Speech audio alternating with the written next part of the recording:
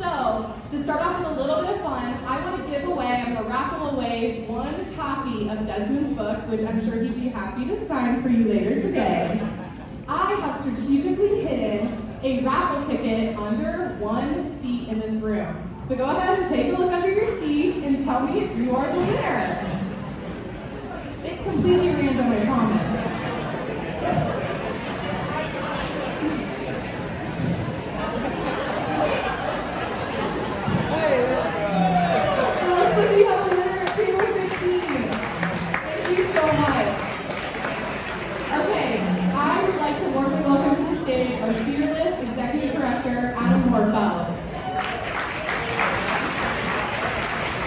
Okay, good evening everybody. How's everybody doing? Okay, good. Got enough food, got enough brains, good. Well, welcome everyone. I want to thank all of you for being here tonight. Welcome to the Strengthening Democracy Awards. I see a number of familiar faces in the audience, and I speak for everyone at Civic Nebraska when I say we are so grateful to have your continued support here tonight. And for those who might be new to us, and who are just learning about our mission, welcome aboard. We are so glad that you've come out tonight to celebrate this lovely evening with us at this venue, and we hope that you enjoy what's to come. My name is Adam Morfeld. I'm the Executive Director of Civic Nebraska. Thank you. For 15 years, we have created a more modern and robust democracy for all Nebraskans. And while there's a lot of tough battles, we also have a lot to celebrate. And through the years, the Strengthening Democracy Awards has been one of the most major ways that we honor Nebraskans who do everyday work on behalf of democracy. This takes dedication, commitment, and a little bit of daring. We are all descendants of an audacious people who created an amazing system that is equal parts competition and consensus, equal parts conflict and compromise, equal parts individual virtue and common good. And we all know the system is imperfect, but everybody here works to make it better every single day.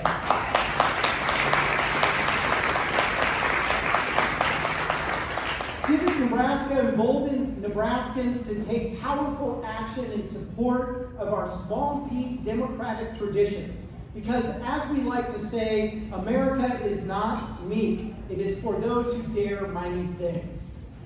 We all know, of course, that democracy is created from the ground up. That means that everyday acts on its behalf often go unnoticed, but they often are the most important ingredients to a modern and robust democracy. That is why Civic Nebraska regularly lifts up these civic advocates that you will hear from tonight, that we are so honored and proud to recognize. We hope that by celebrating their vigilance and persistence, others will be inspired to act alongside them. We'll be turning our focus to tonight's honorees in just a few minutes, but first, a few words about Civic Nebraska for those of you that are new to our organization and mission. So first off, our organization started in our dorm room, which all of our employees are tired of hearing about. So we've grown a little bit since then, thankfully, and we've moved out of our dorm room, but this was actually following my unsuccessful bid for student body president. And while we lost that, we wanted to continue to keep young people, particularly politically diverse young people in Nebraska, engaged in our community and in our democracy. So, we gathered a few of those individuals and we started Civic Nebraska, which at the time was actually Nebraskans for Civic Reform. And for some people, reform's kind of a scary thing. So we rebranded, thank you Drew Davies, we rebranded to Civic Nebraska. You know, a little bit more welcoming for everybody, right? And so since then, we've grown to 27 full-time and 70 part-time staff. If you are a Civic Nebraska staff member, can you stand up real quick, please? Please, all of our Civic Nebraska. Thank you.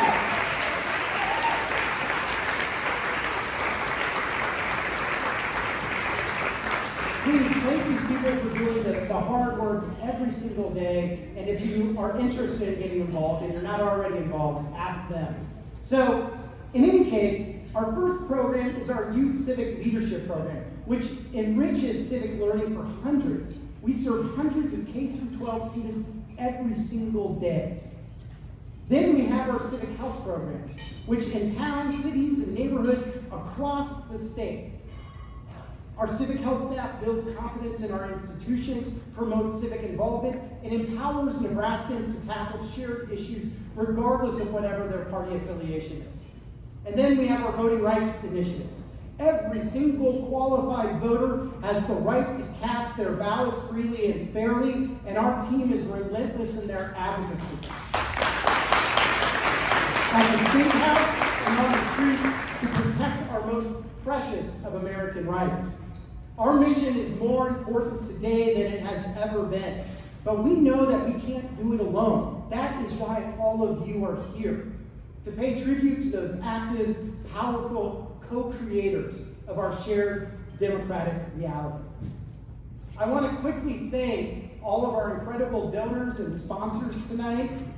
Kate, Roger White, Annette Paul-Smith, and yes, I am going to list all of them because they have been with us from the beginning. The Nebraska State Education Association, Diane Logier, Nelnet Foundation, Allison Armstrong and Mark Scudder, the First National Bank of Omaha, Nebraska Furniture Mart, Elisa and Drew Davies, thanks for the logo, you guys, Sheila Christ, Jane Ringgold, Pepe Herrero, Natalie Simmons Foundation, Inspro, and American Communications Group for their incredible support of the Strengthening Democracy Awards. Please join me in thanking these sponsors for making this possible. And for anybody that has ever planned a large-scale fundraiser, you know what I'm talking about here. You know that there's many moving pieces, and I want to take this opportunity to warmly thank our 2023 Strengthening Democracy Awards fundraising committee members. If you would please stand and be recognized, and I know if you won't stand, so I'll see you. Sheila Christ. Where are you, Sheila? I'm going to wait. I'm going to get it out there. There you are. Thank you, Sheila. Drew Davies. I know you're out there somewhere. Maybe the same table. Stand, Drew. Sheila's. There we go. Thank you. We have Kate Nobel White. Kate, I saw you. And then Cesar Garcia. We're in his area. Where are you, Cesar? Thank you, Cesar. Thank you so much for your service and commitment to Civic Nebraska. Finally, I want to thank all of the people who spent several months bringing this special event to fruition and stressed out about me getting out of the flooded, Fort Lauderdale airport yesterday. But Sarah Walker, where are you, Sarah? You're somewhere. You're probably working somewhere. Where are you, Sarah? She's somewhere. Hey, there's Sarah. That's the real star of the show. We also have Alex Beckwell. Alex, you're there somewhere. Thank you, Alex. Steve Smith. We could not have done it without you. Thank you so much. So, originally I was going to get down and stop talking, but since I'm already up here, I am going to award our first award to a very special and honored guest, a special presentation to Patrick O'Donnell. And yeah, there you go. See, I heard John McCall's there. So the first very special award that we're giving to is honor somebody that has served the state in a particularly unique role. Some of you have not heard of Patrick, and that's by design. He would not want you to hear of him very often. But he has been the clerk of the Nebraska legislature, which is an elected position by the body since 1978, which might have been before I sorry, Patrick. But after earning a Juris Doctor, I can say these things now, I'm out of the legislature, it's fine. After earning a Juris Doctor from the University of Nebraska Lincoln College of Law, after 45 years of service, he retired just prior to this legislative session. What's remarkable about his tenure as clerk of the legislature is that he was reinstated by a vote of the legislature every 2 years, which as somebody who never even dared to run for a leadership position, that is that is no small feat. The fact that a political body continued to value his service for over 4 decades is a testament to his steady, nonpartisan dedication to the unicameral, and I believe that he is the longest serving clerk of any state legislature as well. So that's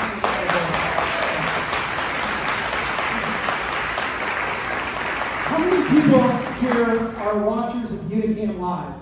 Anybody? A few people? Daniel Gummins, seriously? No? Okay.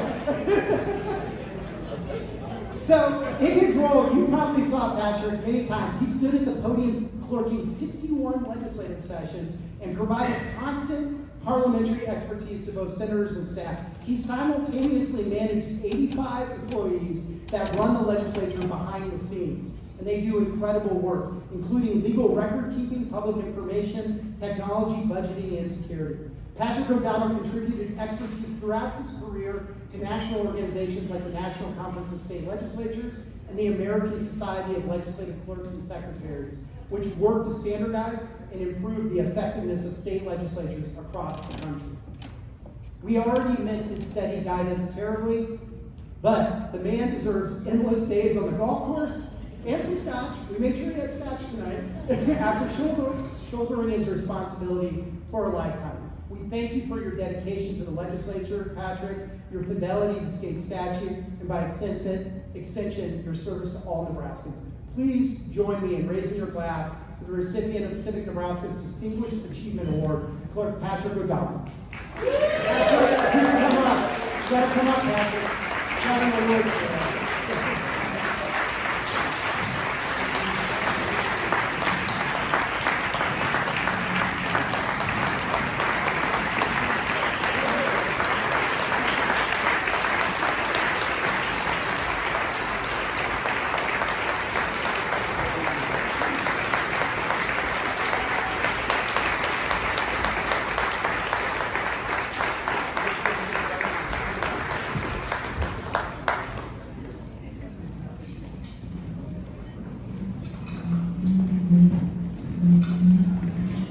Okay, we'll have Elizabeth and Christine come up for the next one.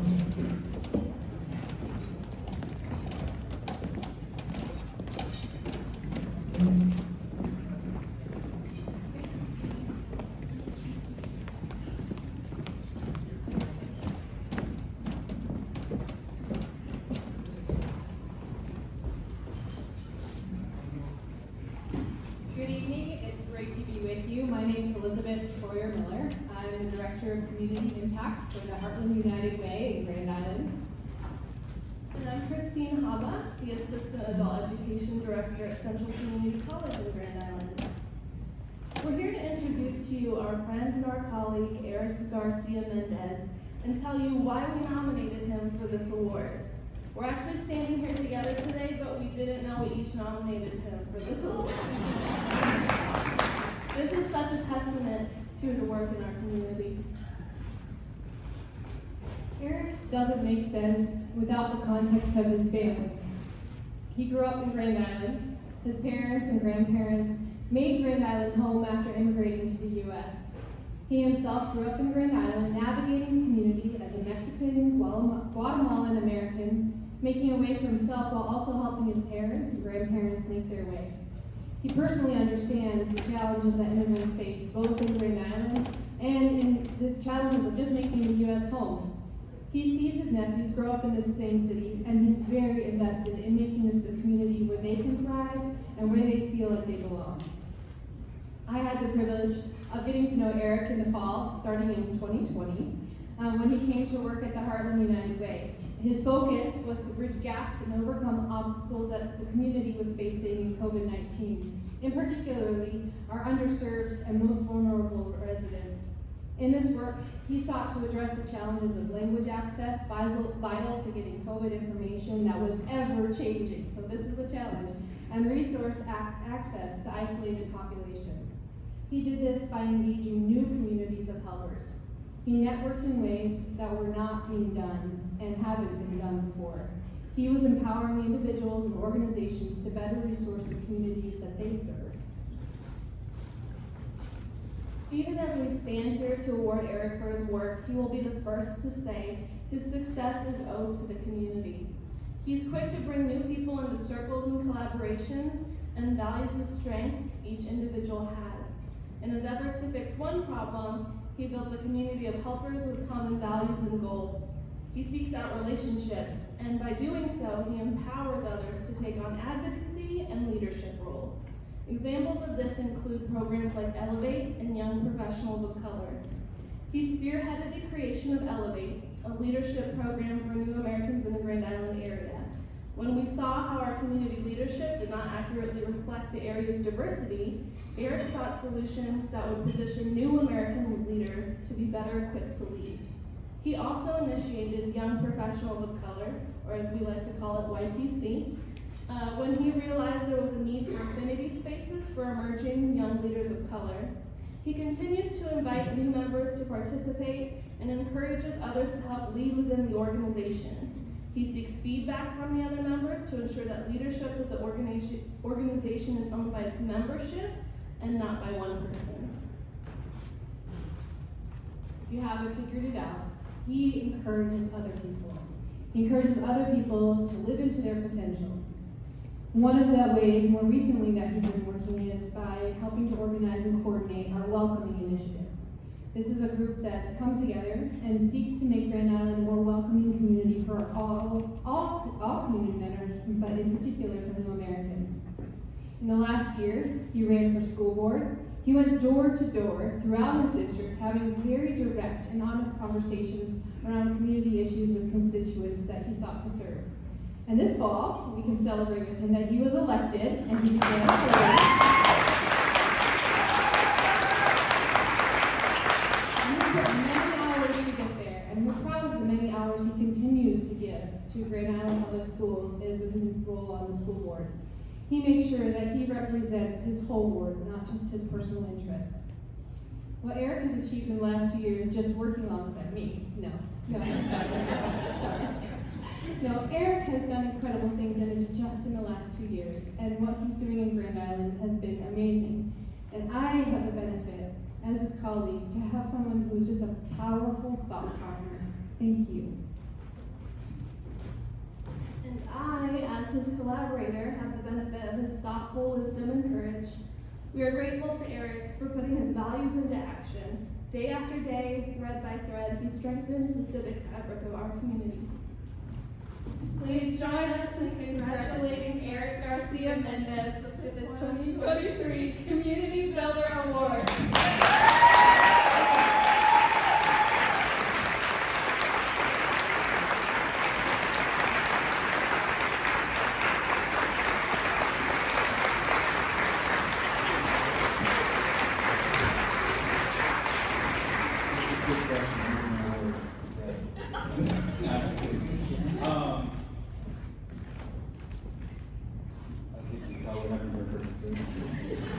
We come from Central Nebraska.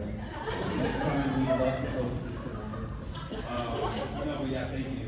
I really don't know if I have time to speak or not, but I guess I am choosing to speak right now. So that's how we're going to go with things. No, honestly, I really couldn't do all of this without the people at that table. Table 4, best table here.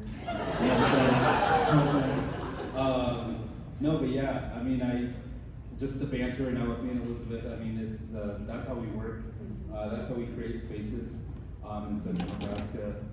Beautiful and amazing things are being done west of Lincoln and Omaha. And I think we need to highlight that more. And that's something that I challenge all of you to do. Look at the people in this room. Like, it's not representative of Nebraska. And you shouldn't feel comfortable with that realization, you know? And you each have an impact, you each have that power that you can use to leverage and bring people along that you might not know. You might feel comfortable in the seat that you're in, but tomorrow you might not be there. And I think just kind of use this as a challenge to really reach out there and get people also involved in the work that you're doing and bring them along. Because you really are only successful as your community is. And I have my community to thank. So yeah, thank you Christine, Elizabeth, Karen, Lisa, Lori, Kendall, Kevin, and Brenna over there at that table, and then Danielle Hunter. She campus with me along with my nephew, and that's it.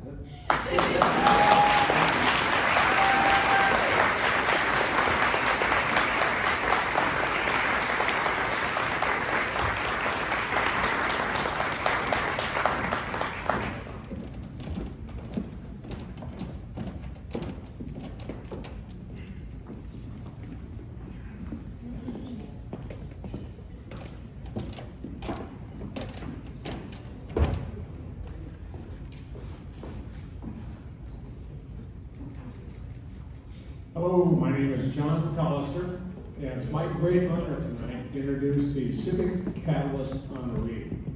At a time when many of us reflexively employ caricatures and stereotypes when discussing current events and politics, Rick Galusha has created a sustained forum to discuss local problems without heated partisan debate.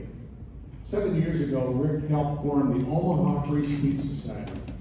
Now with more than 500 members, the Free Speech Society hosts monthly presentations that inform and encourage civic debate and civil discourse. The Free Speech Society has brought together hundreds of guests from across the political spectrum, including elected officials, media figures, small business owners, affected citizens, and scholars. These guests discuss the known and often lesser known issues that affect Nebraskans day to day. Things like education, the Nebraska legislature, what can you say? That wasn't in the script. Civil rights and more. Rick directs the Kirkpatrick Signature Series at Bellevue University. Each year, the KSS, as it is known around the BU campus, exposes more than 2,000 undergraduate students to the importance of engaged citizenship, to the civics of government, and to our founding documents. More important, it emphasizes the duty of every American in the molding of a more perfect unity. Rick is also a familiar name to readers of the Omaha World Herald opinion page. For the past 3 years, he has written a monthly column for the World Herald. Columns that uniquely, and I mean uniquely, combine concepts like engaged citizenship, common sense politics, with classic rock song lyrics. And if you ever wonder how, for example, Van Morrison or Alice Cooper lyrics can frame a discussion without avoiding extremism or speaking up in the face of injustice, I suggest you Google Rick's columns. And if that's not enough, Rick has also taught a monthly civics class to residents of Hillcrest Retirement Community for more than 6 years, and is a sought-after speaker among Omaha civic groups, religious organizations, and youth conferences. Rick's passion for robust democracy and his central role in the well-being of his community is evident in everything he does. I cannot think of a person more deserving of this honor, and I'm pleased that Civic Nebraska does as well. My friend Rick Galusha is the Nebraska Civic Catalyst for 2023. Come up here.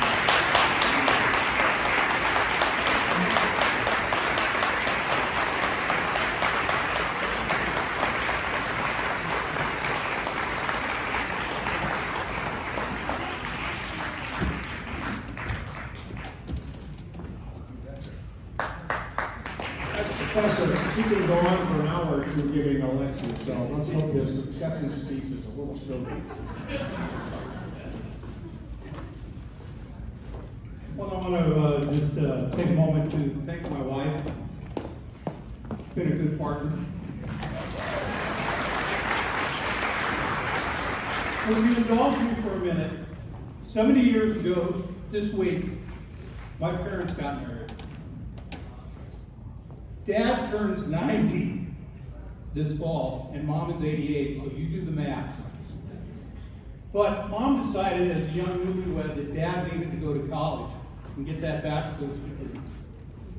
Today, in a family of 5, 4 of us have doctorates. She wasn't messing around. Education was important. So if you would, please give my mom and dad.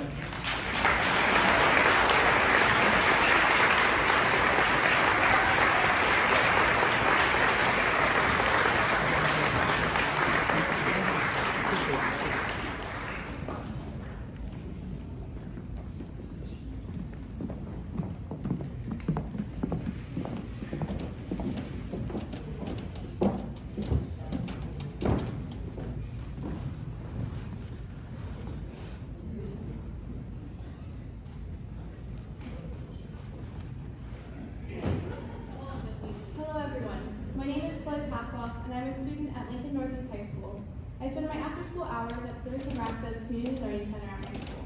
I am delighted to honor one of the most influential people in my life, Cheyenne Hartshorn.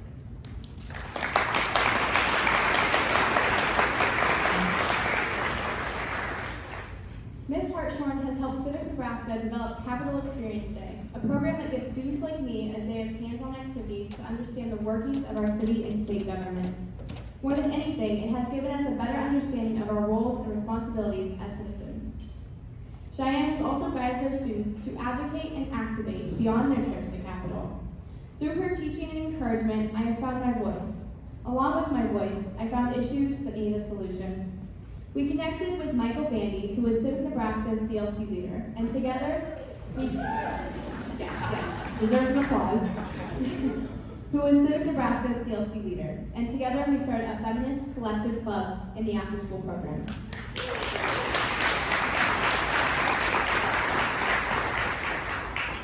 Mrs. Hartshorn and I have spent time in and time out of club hours to plan our year of advocacy as we continue to be civic leaders and learn to be more effective in our leadership. She goes above and beyond to support her students. In her class, we are all active participants in shaping our education. Her classroom is broken into pods, so working with one another is easier. We rarely get through a collaborative activity without hearing her famous phrase, "Learning doesn't happen in isolation." When working together, the impact of collaboration, civil discourse, and compromise are seen, which I believe are the building blocks of a powerful lifetime citizenship. She's a strong advocate for student voice, allowing us to forge the path forward and deciding how to apply what we've learned into the real world. She empowers us to think critically and take control over our learning, and she leads through example. My classmates and I, along with previous and future students, will have benefited from the way she approaches her courses, and her fellow teachers are inspired by her dedication. I think her best quality as a teacher is her kindness. She creates a safe space for anyone who enters, whether that's before, during, or after school. She's generous with her time, attention, and advice for anyone who seeks it. Thank you, Ms. Hartshorn, for your inspiration, your kindness, and your innovation. And I am proud to present you with the 2023 Champion of Learning Award.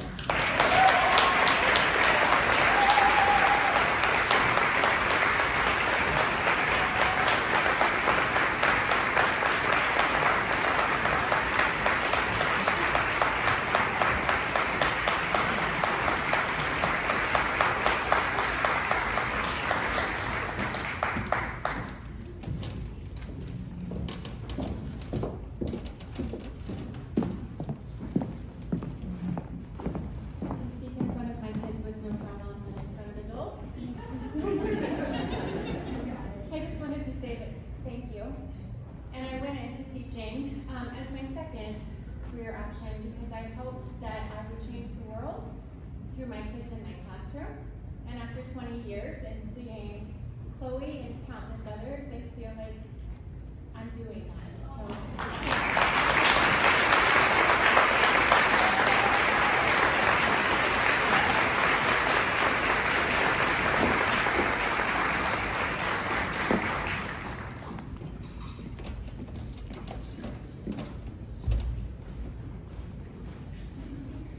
Hello everyone, my name is Danielle Hilser, and I have the honor of introducing a very special person tonight.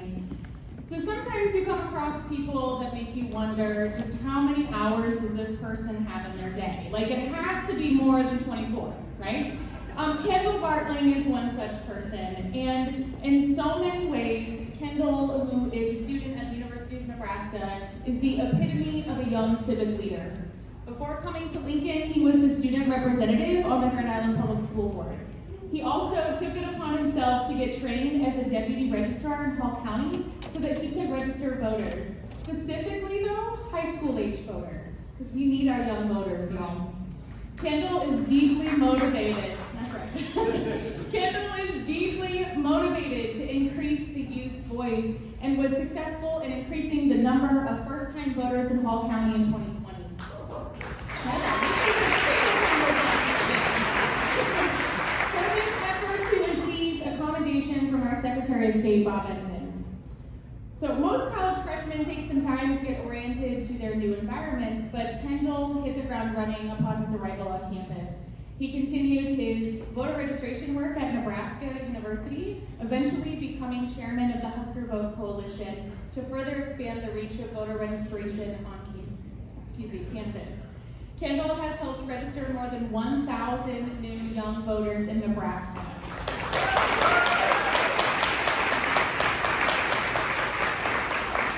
In his spare time, again, he has to have more than 24 hours in a day. Okay? He's a familiar face of the state capitol and his duties as a page for the Nebraska legislature.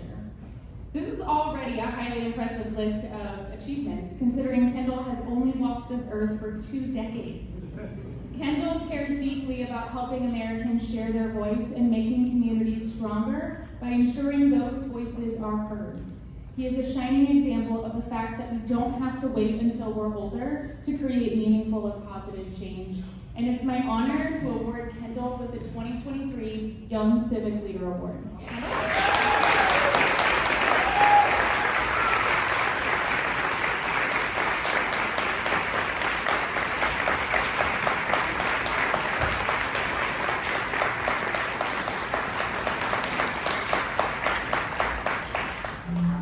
This is honestly just breathtaking, and it's taken all the words out, so let me grab them really quick. Steve said I get 25 minutes up here. So well, once again, it's an honor and privilege to be here today. I was talking with Adam before I came on stage about my journey in getting connected with Civic Nebraska and civic work here. And, you know, what a journey. It started out when I was in middle school, and my grandfather would take me to various church events and other things, and we'd get political fights. That always happens. But you know, even if we didn't agree, he started my journey, and unfortunately my grandfather passed away earlier this year, but I wanted to dedicate this to him specifically.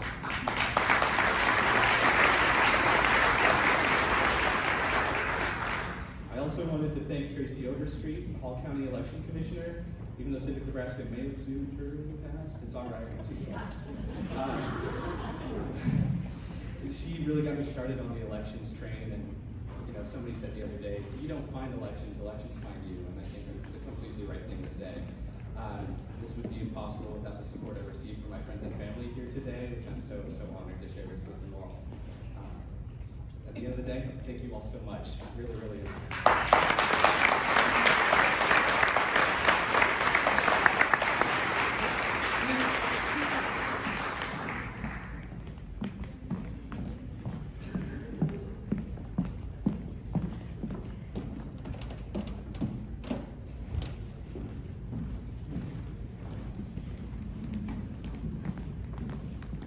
Hello, everyone.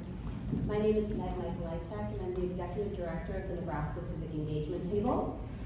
Not only does my organization and Civic Nebraska get confused with one another basically on a regular basis, and no, Adam will probably not forward you to me, so don't try it. It's been tried. But our organizations are also both deeply committed to fighting for a working democracy, and it's for that reason I am so honored to be here tonight. Not only as a partner, but also a longtime supporter of Civic Nebraska. And I'm also so honored to get to be the person who introduces a very special individual and also a new award. So, a few months ago, Nebraska lost a true trailblazer. Over her 90+ years, the Honorable Jan Gradwell was a fierce advocate for democracy, inclusion, and justice. She was the first female judge in Lancaster County and only the 4th female judge on the bench when she was appointed in 1974. During her career, Judge Gradwell was dedicated to judicial system improvement and equal justice. Among many honors, she was a founding member of the International Association of Women Judges. And I also had the personal privilege of getting to spend time with her on the Women's Law Caucus when I was a law student. I've always deeply admired her. Judge Gradwell was also a dedicated supporter of Civic Nebraska, regularly volunteering her time and expertise with Civic Nebraska's election protection program. And Judge Gradwell's legacy lives on in so many of us. And we're honored to have several of her family members here this evening. So would Jan's family stand or wave so we could recognize you?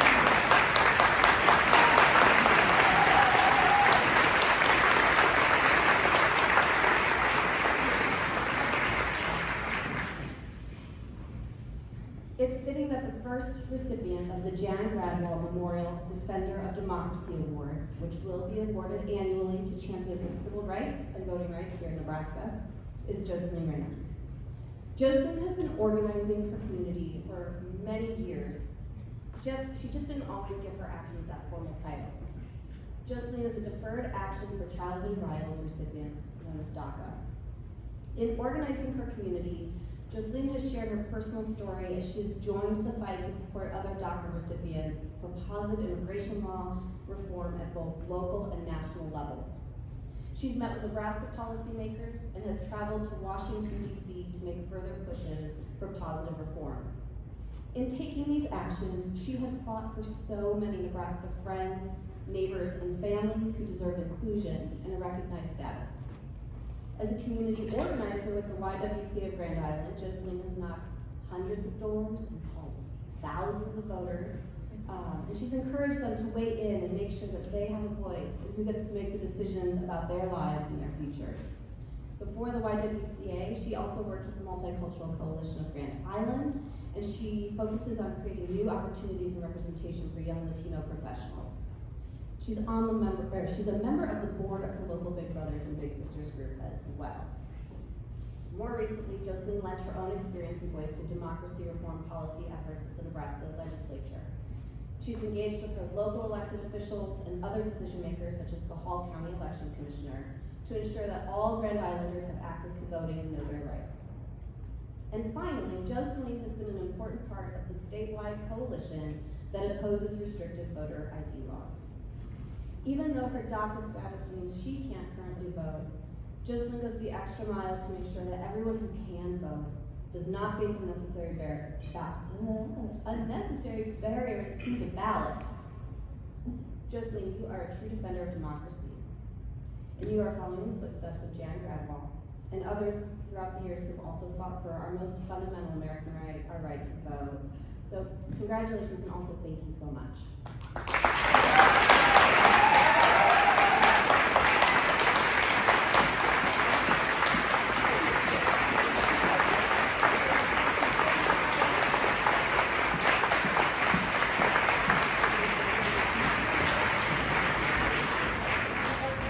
Hello. I didn't know we had a second speaker, so thanks, Eric.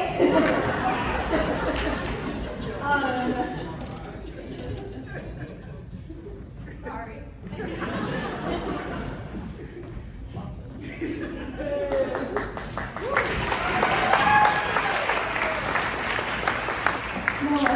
Thank you so much. I'm really honored to receive this award. I got to meet Jan's family tonight, and it's also an honor, again, to receive this award and to hear more about, Jan's history and all the things she's done.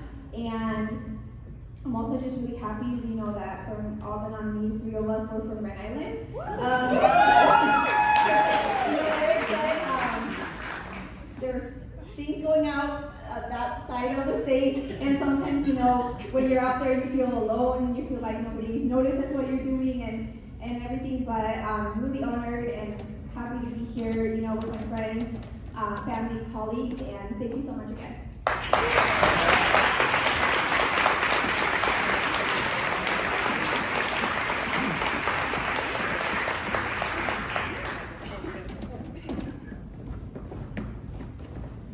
It's okay, Jocelyn.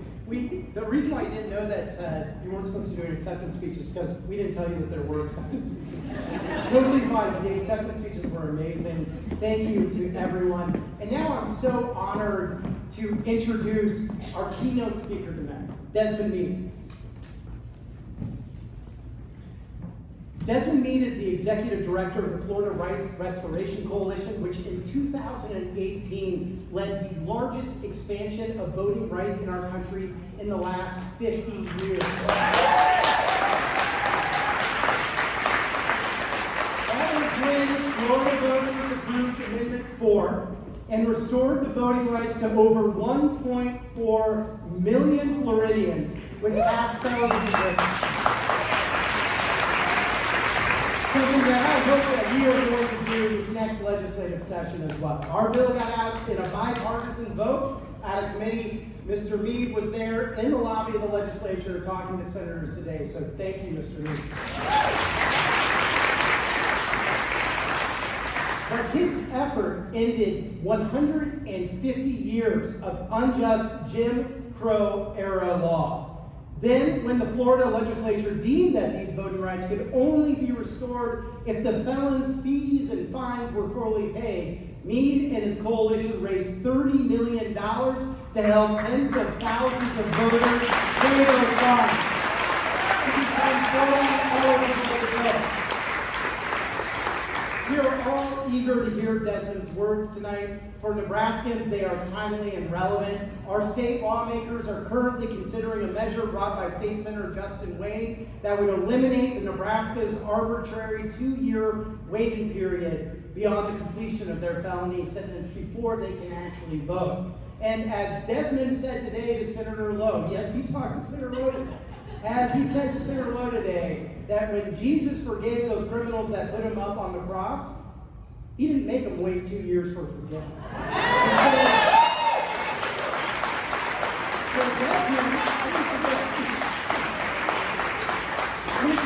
in addition to having a great conversation with Senator Lowe, people that we do need to get on board with this, Desmond has been named Time Magazine's 100 Most Influential People. He also earned the prestigious MacArthur Fellowship, and most importantly, he shares my birthday and 2 other staff members of July 22nd. He has also been nominated for a Nobel Peace Prize as well. We are so very glad that he has traveled to Omaha to be with us tonight, to share his insights with us. Ladies and gentlemen, please help me welcome Mr. Desmond Meade.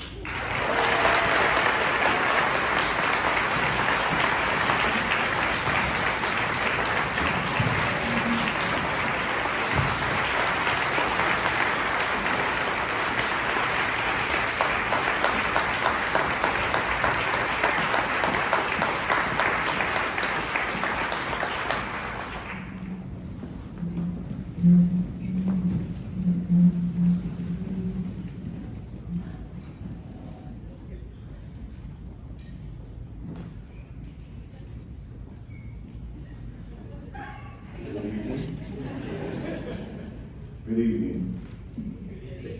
Good evening. For some reason, I feel like you all can't hear me. We're going to try that again. Good evening. That's quite, I think that quite gets it. I mean, I am in Nebraska, right?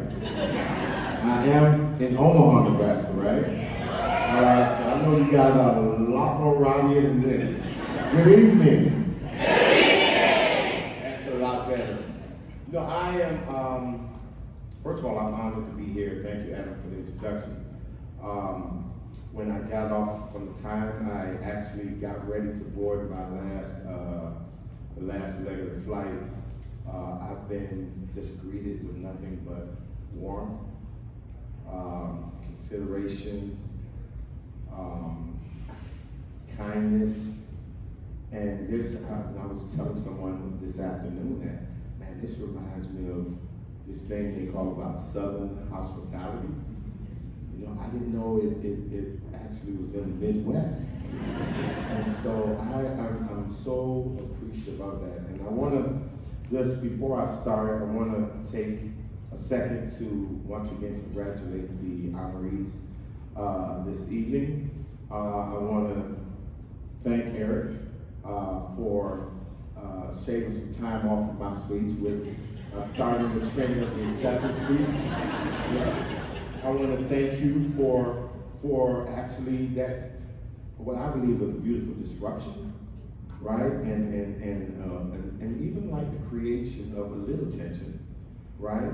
Because that is so much needed. And let me just say this before I go on, right? And I know it's a lot of professors in this room, so if I'm too off, then you know, shake your head and let me know that I'm off track on this. If I'm slightly off, just nod and agree with me, and we can talk about it after my speech. But one thing I learned, because a lot of times we talk about stronger this and stronger that and faster that, right? And one of the things we talk about is building a stronger democracy, right? Well, one thing I know is that how do you build muscle and how do you get stronger? Very simple equation. In order to build muscle, you must tear muscle, right? And when you tear the muscle, as it's healing, another layer of muscle forms over it. But in order to tear muscle, how do you tear it? You have to experience some type of resistance and be able to power through it. Y'all with me on this? So it is impossible to build muscle without tearing it, and it's impossible to tear it without experiencing resistance. And so while we can say we want to be stronger or we want to be faster, it's impossible to achieve those goals if we're not willing to power through tense moments that challenges us, challenges our way of thinking, challenges our way of operating. If we're unwilling to do those things, then that stronger democracy that we aspire to have would never come into existence. Right? You know, my young awardee of the Kindle, right? Registering 1,000 people. That doesn't come easy, right? That doesn't come by being lazy and not making sacrifices and maybe doing things that he is not accustomed to doing. That comes, the ability to get 1,000 people more engaged in democracy and registered to vote came with a sacrifice. And so thank you, Eric, for that level of uncomfortability and that challenge, because we all need it. And those of us, we ought to understand that if we are going to be strong, then we need to embrace these moments, right? Embrace ways that we can look at ourselves, because sometimes that's the hardest thing to do. It's so easy to point the finger and say it's their fault, right? But how we have the courage to look at ourselves and embrace those tense moments and make the changes that we are capable of making, right? And I think tonight, part of my discussion, and I do say discussion, not speech, is talking about that we, right? Because that we of honorees, the we of Desmond, the we of so many advocates in this room, Shakur, the we of Rise, the we of, even Adam himself, the we. Who is that we? We talk about we the people, right? We. Who is we? Who's we?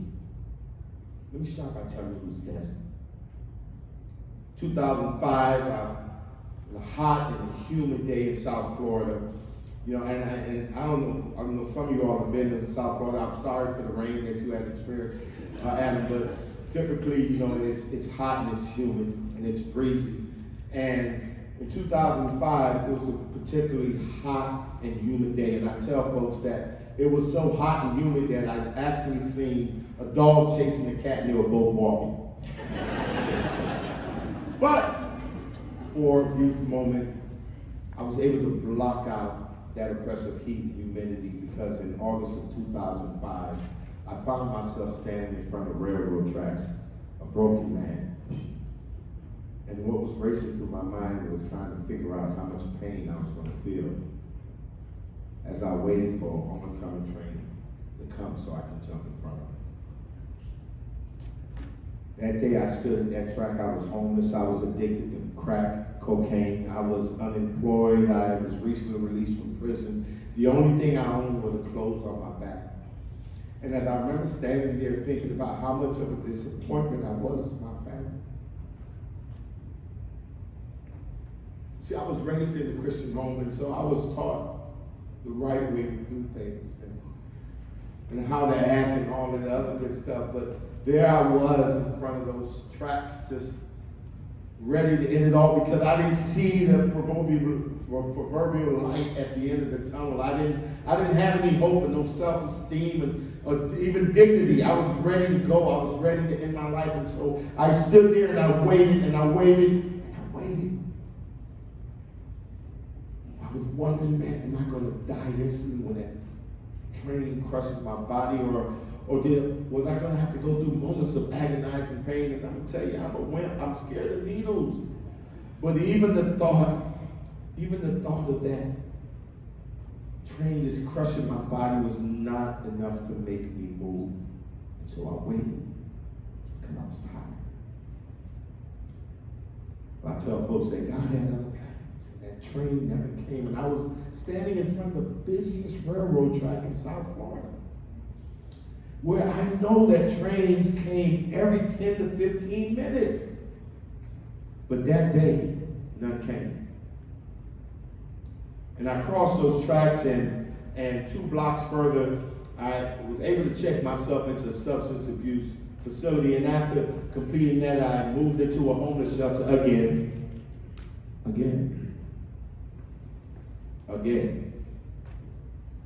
And while there, I decided that I wanted to do something, not to save the world. I wasn't thinking about the world right now. I'm just thinking about my mind. And I wanted to do something to stop that vicious cycle of drug addiction. You know, that one that where you stop using drugs or alcohol and your life improves, and something happens to cause a relapse, and maybe you use a drug or the alcohol, and next thing you know, you find your life right back where you were before, or even a darker place. Some of you know that, or have a lover who's experiencing it now. Well, I was there, and I was tired of that cycle because I felt that, man, if I relapse one more time, that maybe I'm not going to be as lucky the next time I get in front of these railroad tracks. And so the only thing I could think about was enrolling in college and get an education and do something to raise my self-esteem. And that's what I did. I enrolled in a local college in Dade County and did real well, graduated at the top of my class, and professors encouraged me to continue my education, and so I pursued a bachelor's in public safety management with a concentration in criminal justice. Shakur, I chose that because I figured since I had a lot of experience getting arrested and appearing before judges, right, and occupying beds in correctional facilities, that somehow that experience was going to translate into classroom success, and you know what, it did. And I ended up graduating again with highest honors, and eventually I was accepted in law school. And in 2013, I graduated with a Juris Doctorate degree from Florida International University College of Law.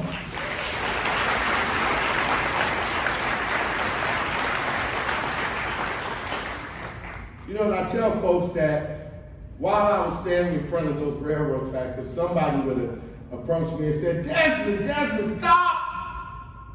Don't jump in front of that train, my brother, because in a few years you're going to meet the President of the United States not once but twice.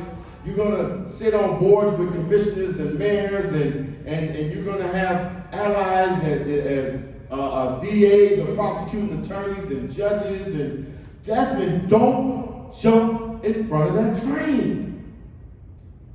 Because I promise you, a few years back, you're going to get you a law degree, and you're going to lead an organization that's going to restore voting rights to over 1.4 million Americans. Desmond, don't jump.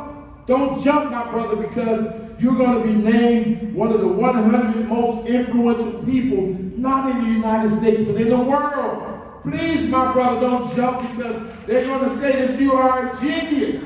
The MacArthur Foundation is going to say you are an authentic genius. Don't jump, my brother, because your organization is going to be nominated for a Nobel Peace Prize by the same organization that nominated Dr. Martin Luther King Jr. My brother, please don't jump. And I tell people that if someone would have approached me when I stood at those railroad tracks and told me those things, the first question out of my mouth would have been, where you get that good dope you smoking? Because there's no way that you could have convinced me at that time, an individual with a record a mile long, that's hooked on drugs and is homeless and ready to kill himself, that in just a short amount of time my life would have been transformed like that. That was impossible. That was impossible. And I started telling folks to take the word out, impossible, out of your vocabulary, because with God on your side, everything is possible. And then a few years after that, I changed it and said, no, put the word back in your vocabulary. Just repurpose it and change it to I am possible. And there's a secret ingredient to that, but we'll get to that later, hopefully. There was no way that you could convince me.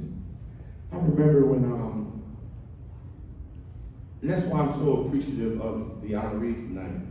Because I remember when I was getting honored for the Time 100, and we were invited to the gala in New York, and hanging around all these famous people and celebrities. And I remember they sat me at a table with some executives from Time magazine, and I remember engaging in a conversation with them. And I said, "You guys messed up. I think I'm not using the F word, but I had a couple drinks in, but I said, you guys messed up big time." They were looking like, "What are you talking about?" I was like, for our issue, our Time 100 issue, you put Dwayne "The Rock" Johnson on the cover? What were you thinking? You should have put me. They was looking at me with that weird look, and I'm like, listen, let me explain myself. I'm not conceited. But if you would have put me on that cover, then any one of your readers who's seen that edition would know that you don't have to be an athlete. You don't have to be a movie star. You don't have to be a billionaire to have an impact, not only in your community or your state, but in the world. Right? And that people need to know that, man, wait a minute, if that guy who's hooked on crack and homeless and in prison could be one of the 100 most influential people in the world, then what does that say about me? What does that say about each and every one of you? I know what it says about the honorees. They're already on that track. They're already making an impact in this world. Well, a little bit at a time, we might be in a town or a part of Nebraska that we call it West Nebraska, that not too many people want to pay attention to. But you remember that adage that if that fly or that moth somewhere across the world flaps his butterfly and his wings too hard, what happens when on the other side a tsunami appears?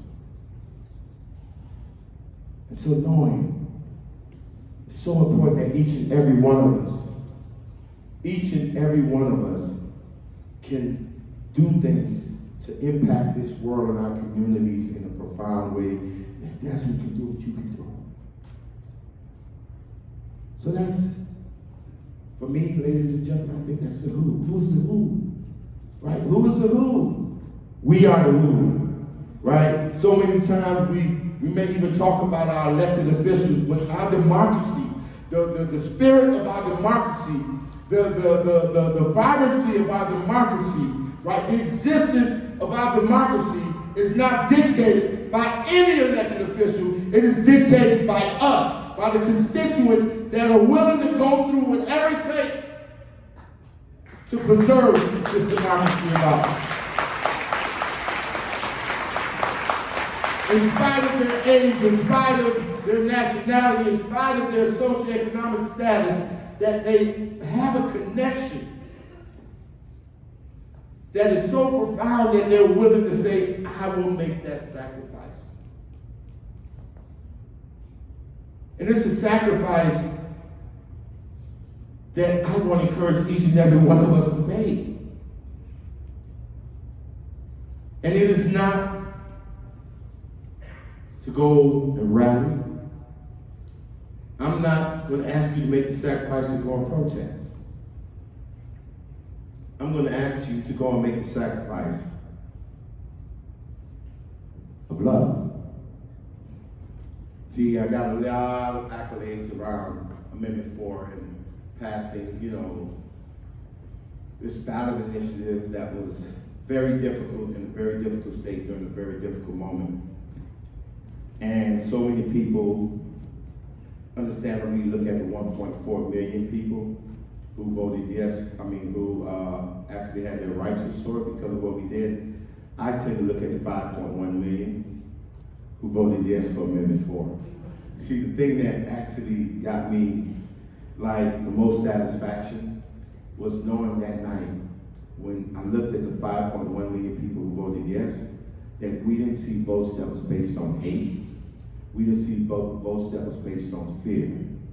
But rather we see votes that was based on love, forgiveness, and redemption. And we showed the state of Florida, this world, the country, that love can in fact win the day. That we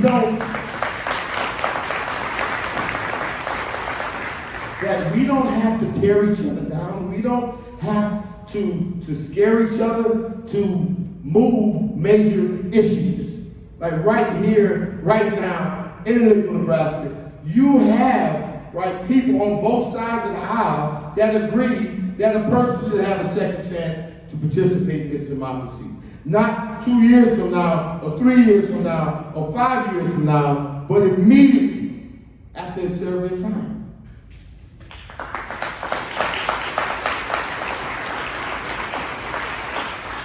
And my proudest moments was that night of the election when I seen that, because we had over 1 million people who were registered Republicans that voted for our amendment, and we showed that we had a broad cross-section of support. We won every House district in the state of Florida, the majority of votes for our amendment. We showed that we can make this work. We can improve the lives of Floridians. We can improve the lives of everyone. And we did it not through having an enemy, right? Not through making it problematic. We elevated our campaign above partisan politics, even above implicit racial biases. We did it, and I kept seeing instances of signs that we were on the right track. You know, I remember during the campaign, we seen there was the flooding in Texas, and there was an African-American gentleman that was going around rescuing people on the boat, and he rescued this white guy. And I think he stopped to let the white guy go back and get his Confederate flag. That in spite of what that flag represented to that African-American man, in that moment he was able to look past that flag and the history of that flag. He was able to look past the color of that man's skin, and what he seen was another human being that needed help. Right? And then I started realizing, man, that this wasn't an aberration. Right? I started realizing that, wait a minute, I think that there is something there that we have left dormant for so many years because of how we have allowed ourselves to get politicized and live in a hyper-partisan world where we forgot some basic common values that we all share as human beings.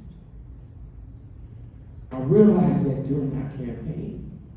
And so we doubled down, right? And what is that thing that we realized? We realized that, wait a minute, like, for instance, we were able to get a broad cross-section of support for our amendment. And folks used to ask, well, how did you do that? Because Florida is so divided, you know. You have the conservative section, you got the progressive section, and then in between you have the mix, right? How do you fashion so many different communication strategies? And I told them we did not.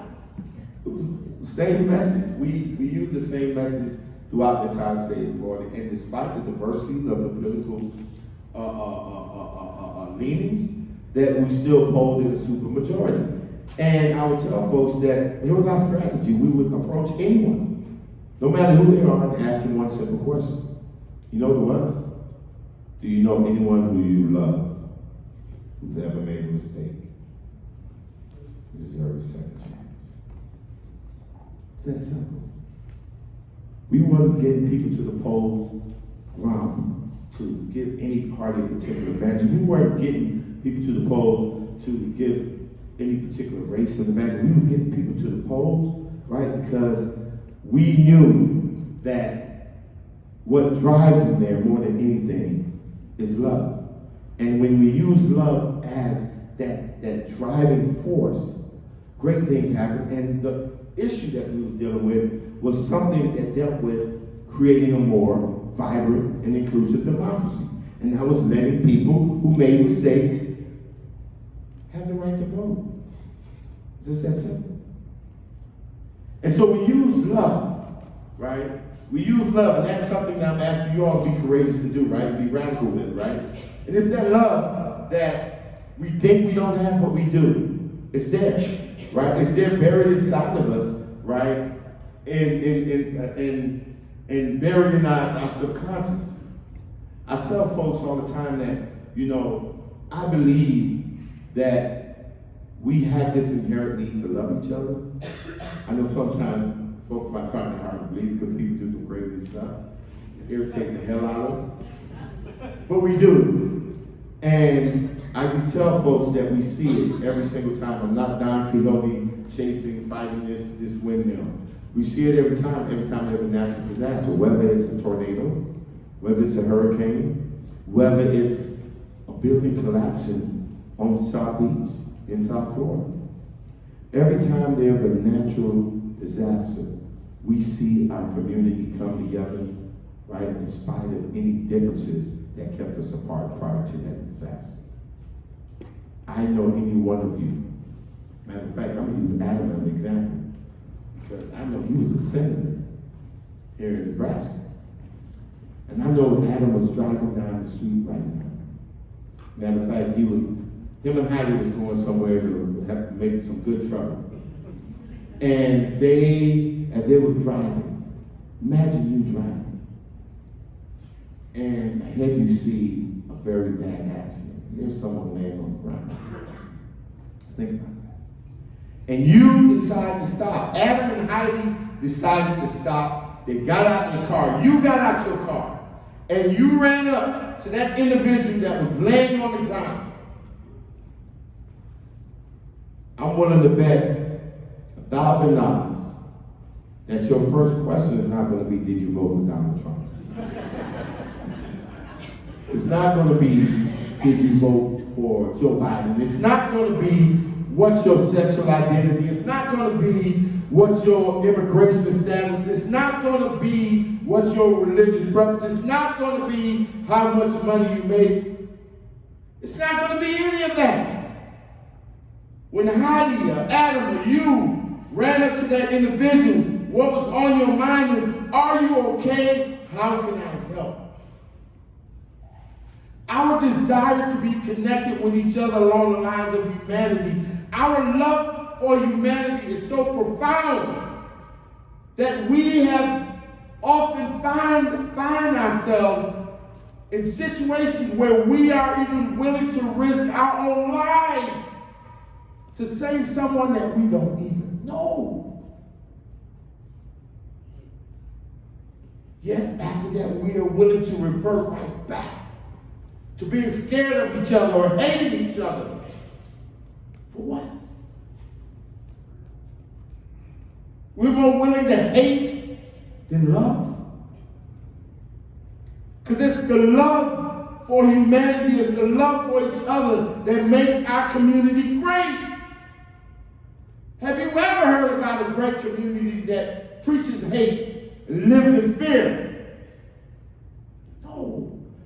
And that's what I was feeling when I was telling folks when I got here and I went to the Capitol. The thing that hit me the most was the air. Your air smells so beautiful.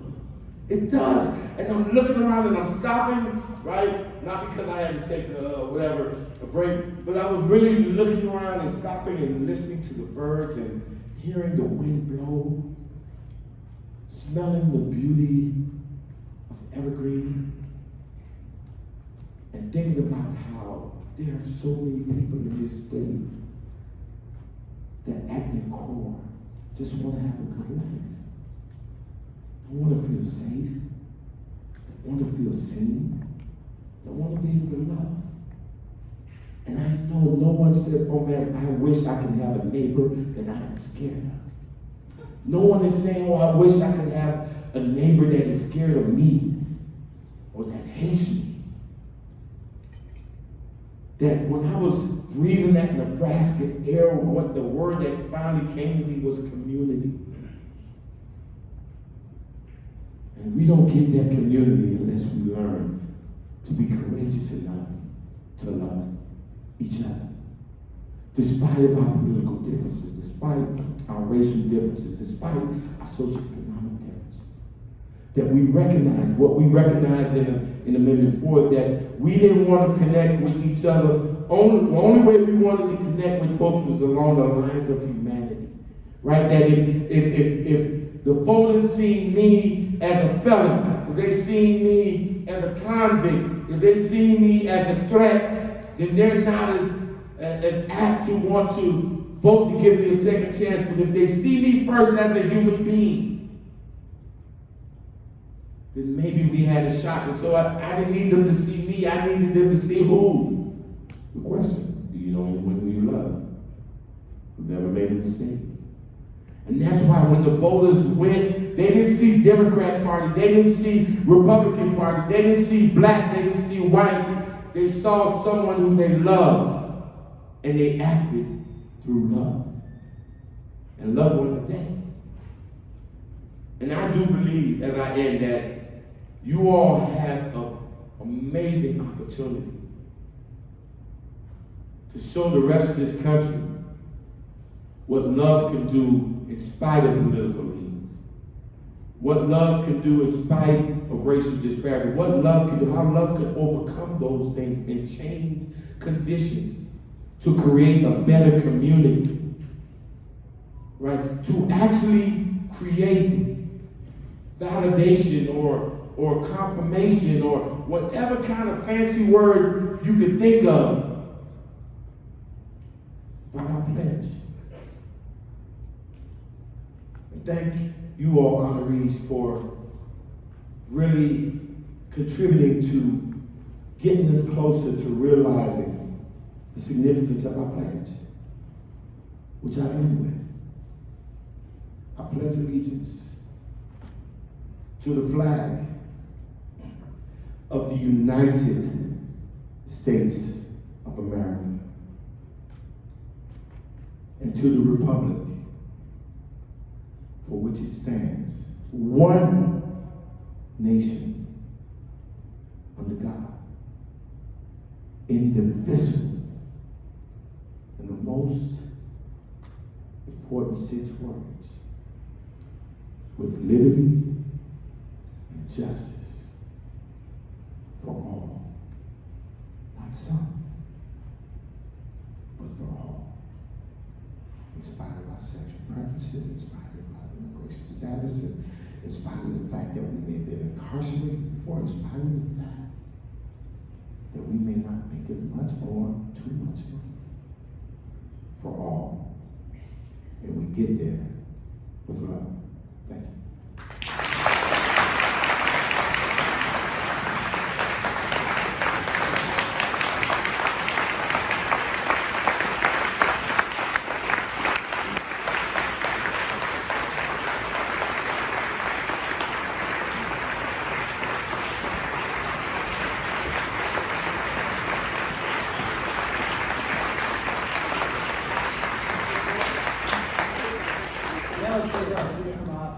Thank you so much, Desmond, for that inspiration.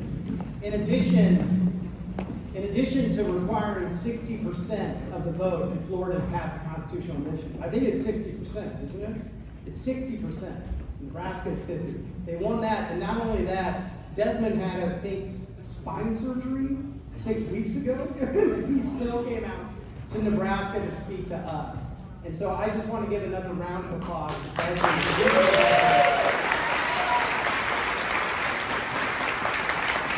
Particularly in these times where it feels so divisive in a state like Nebraska, where we've had the luxury of a nonpartisan unicameral, to lead with love. And to remember that as we do our work, not only on voting restoration, but on so many different issues that I know that all of you and I care about in this room. And with that, I want to introduce Cesar Garcia, one of our actually longtime board members now, Cesar. 4 years just flies when you're having fun. To give us our final words tonight. And I just want to encourage everybody to stick around if you want, or head out if you have to. We have plenty of food, plenty of drinks. It's been so great to be here with all of you in fellowship tonight. Cesar?